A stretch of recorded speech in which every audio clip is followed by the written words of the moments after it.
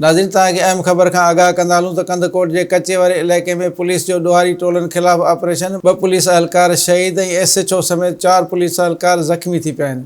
शहीद थियल पुलिस एहलकारनि जा लाश ऐं ज़ख़्मियुनि खे इस्पताल मुंतक़िल कयो वियो आहे। रिपोर्टर आबिद अली खोसे मूजिबि SSP इरफान अली समो जी हिदायतुनि ते सुबुह जो कचे जे इलाइक़े में धाड़ेलनि ख़िलाफ़ ऑपरेशन शुरू कयो वियो, जंहिं दौरान मुख़्तलिफ़ इलाइक़नि में कार्रवायूं कयूं वयूं। हथियारबंदनि जदीद हथियारनि सां पुलिस ते रॉकेट लॉन्चर ऐं एंटी एयरगन क्राफ्ट जो इस्तेमालु कयो, जंहिं जे नतीजे में 2 पुलिस एहलकार हादी डोमकी ऐं साबिर डोमकी शहीद थी विया, जॾहिं त SHO गुल मोहम्मद उमर समेत 4 पुलिस एहलकार बि ज़ख़्मी थी पिया आहिनि। शहीद पुलिस एहलकार जा लाश ऐं ज़ख़्मियुनि खे कशमोर सिविल इस्पताल मुंतक़िल कयो वियो, जितां ज़ख़्मियुनि खे ॻणतीअ जोगी हालत में रहीम यार खान मुंतक़िल कयो वियो आहे, जॾहिं त पुलिस जी वॾी नफ़री वाक़े हंधि रवानी थी वई आहे। पुलिस ऐं धाड़ेलनि विच में फायरिंग जो सिलसिलो वक़्फ़े सां जारी आहे।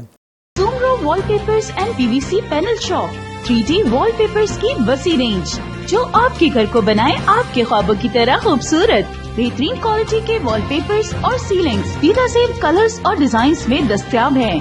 हैदराबाद, लतीफाबाद, कासमाबाद, जामशोरो, मीरपुर खास के साथ सिंध के मुख्तलिफ शहरों में सर्विस मौजूद है।